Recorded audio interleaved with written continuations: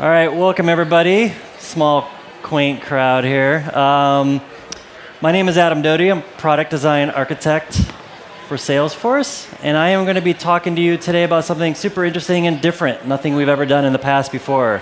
It's we call it audio affordances and lightning. So basically, we are bringing audio into the app via our wonderful design system, which is right behind you over there. And I'll get more into what that means in a minute. I am super excited about this because in previous life, I did have experience in special effects and animation. So I'm super excited to bring this to Salesforce. There we go. Like I said, my name's Adam Doty, and you are attending part one of an audio session.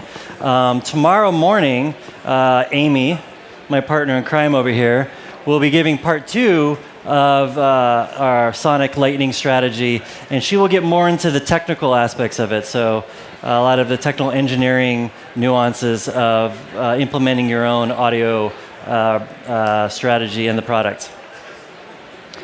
All right. Come on, here we go.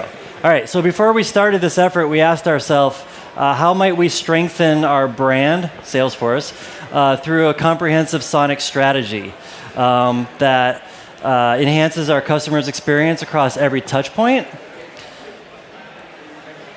And let me first define what sonification means. You might not have heard of sonification before. So sonification is the use of non-speech audio to convey information or perceptualize data. And then it goes on to a more of a detailed definition. But it does have its benefits in app design and using apps. And we will show you those. So currently, Salesforce, in the Salesforce app and in our design, and things that you could see demonstrated over at our demo booths over there is different types of affordances and interfaces. So one of the ones that we do excellent right now through SLDS is our text affordances. So a text affordances, text on the screen that is prompting you to do something. Hey, share an update, post this to Amy, or go ahead and like somebody. Another type of interface cue are visual cues.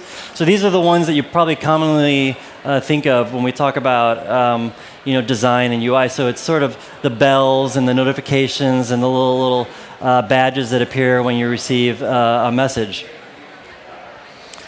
One of the ones that we're starting to really double down on in the past couple of years are motion and kinetic responses in our apps. So something moves to encourage interaction or to reinforce that something happened.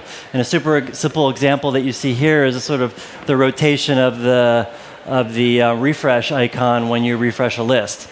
So you start to see that in our design system, we've really paid a lot of attention lately over the past couple of years to motion, visual cues, as well as text affordances.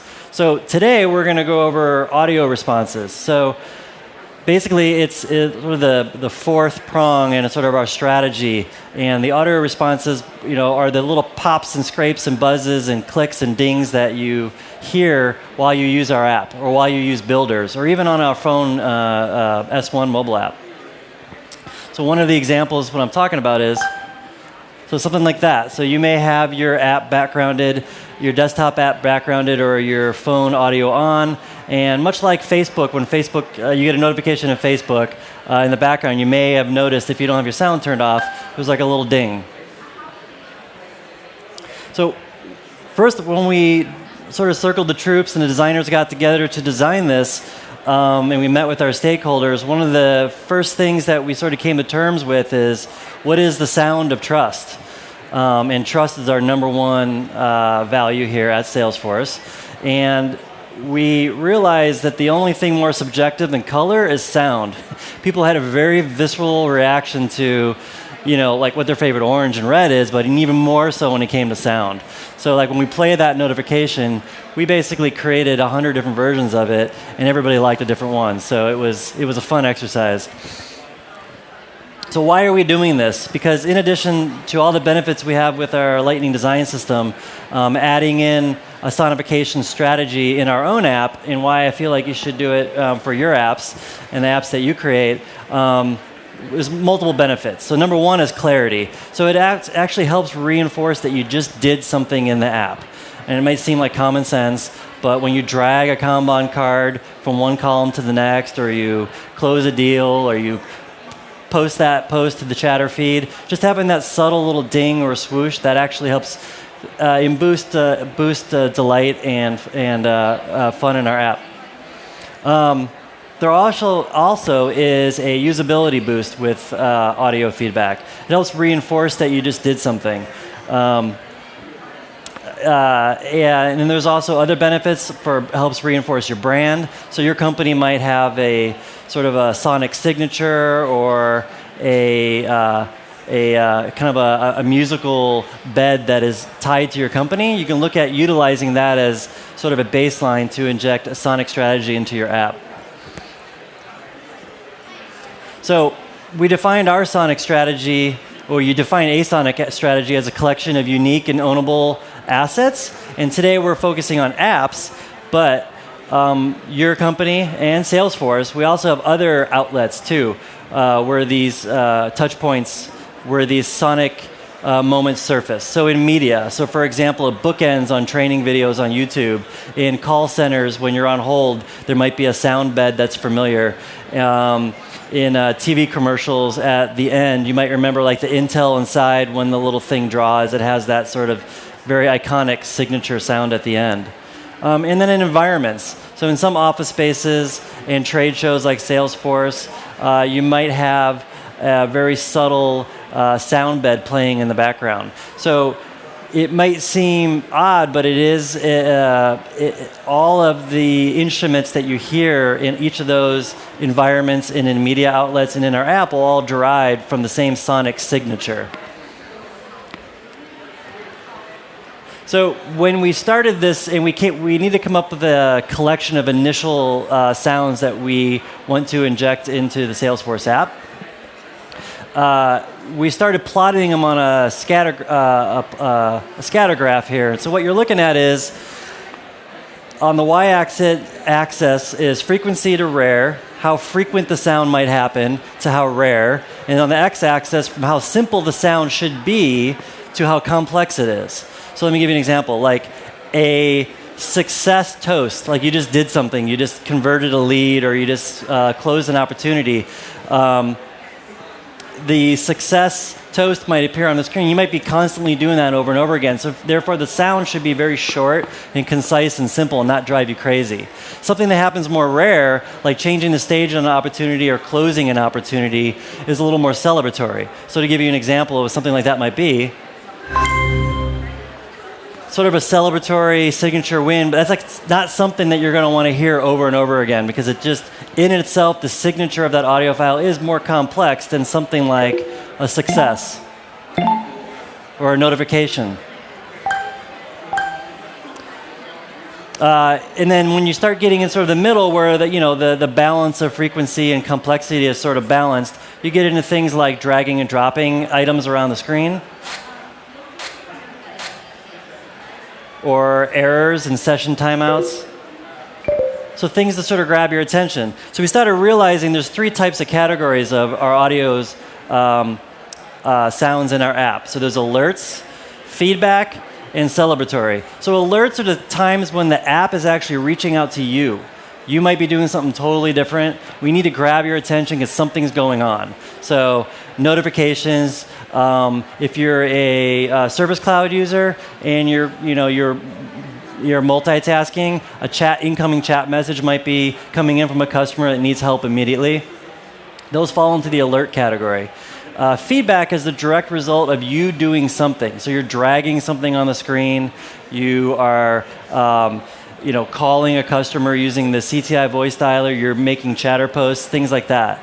The celebratory ones are the ones where you can have a little more fun and a little more crafted audio message. So those are the ones where you can get away with having a little more fun with your audio sound. So think about those moments where, internally we use Mario Brothers as sort of our use case, where like when he's getting all the coins and the coins are coming out of the mushrooms, where you have a little more fun with the sound.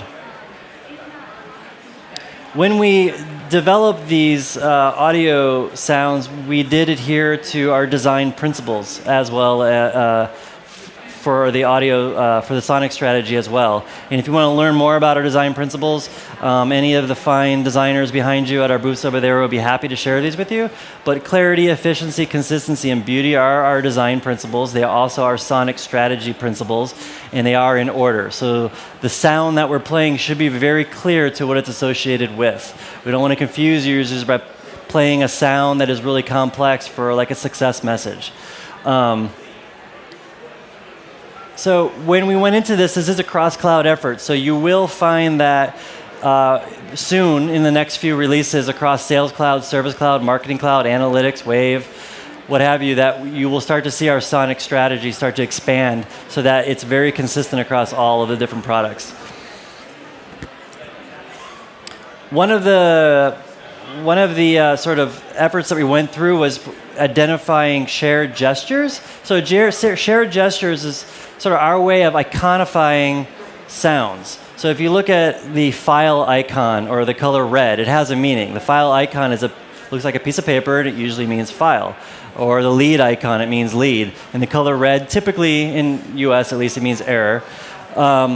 We did the same thing for our sounds. So what we did was we did an analysis across a lot of our products. So Sales Cloud, Marketing Cloud, and App Builder, for example, all have a certain gesture of dragging something from point A to point B. Right? We saw this trend of dragging. We also saw trends in errors, trends in success, trends in all notifications, all sorts of trends. And then we took these, we bundled them together, and what you have is a shared gesture, dragging something from point A to point B, and then we assign that a sonic response. And so what we're doing is we're building a library of these. When we have a library of these will then eventually become surfaced in our Lightning design system. So one of the things you might be asking, and one of the things that Parker, the co-founder, asked me within about 10 seconds of pitching this to him is like, how are you going to make sure that you don't drive me crazy? I'm in Salesforce 8 hours a day, all day. It's not like a Pokemon app or something that you can just play with for like a minute and then get annoyed by the sounds and turn them off or just put it away. Us, as well as you and your customers, have to use Salesforce. So yes, we did think about that. We do have guidelines. I'm not going to go through all of these, and you can read these online and you can recap here, but these are guidelines to ensure that the sounds that you do create or the sounds that you decide to use that we will provide to you as part of our Lightning design system in the future are sounds that are appropriate for what is happening in the app at the time. That said, we will obviously build notification settings, very common ones like you see here. You see in a lot of apps like Facebook and other apps that have sound in them, but users will be able to turn them all off, or they'll be able to select which ones they want to keep on if they're super important to less important sounds. So when you're thinking about maybe a sonification strategy at your own company and in your own app, and hey, I want to inject not only the beautiful Lightning design system in the app, but I want to layer in a sonic strategy. Think about if your company already has a sonic strategy. And this is an example of ours where we have audio across a lot of touch points at Salesforce. Everything from executive walk-ons to events to bookend trailers on YouTube and things like that. Sort of take a minute and mind your own marketing team, mind your own product team. There might be sort of a sonic strategy that exists there that you can start building upon. Coming up soon, in the next few releases over the course of the next year, and hopefully by this time next year at Dreamforce, we're going to start working on injecting this into the app, and it'll slowly start surfacing in the Lightning design system. But we will have a audio manager which will allow you to control what events fire what sounds. We will tokenize all of our sounds so that when there's a notification or when something happens in your custom component or custom app, you can then target the correct sound just like you target the correct color when you're building out your app. It'll be all key value pairs that are assigned to different sound files. We will also create a sound asset library of our default sounds. Again, just how we provide you our default icons and our default styling. We'll also have a default asset library, and you can go in here and play with this and kind of experiment with the different sounds. And then we'll also publish to the Lightning Design System guidelines and usage examples on some best practices and how to use sound. Like with anything in our design system, we give you the tools and we give you the best practices, but it is all open source and you can do what you want with it. And so I will wrap up and I will take questions, but I also want to then highlight that tomorrow morning, bright and early at 8:30, Amy will be speaking to part 2 of this session, the audio engineering and Lightning. So she'll get a little more in depth into sort of the nuances on the technical side of actually how to do this.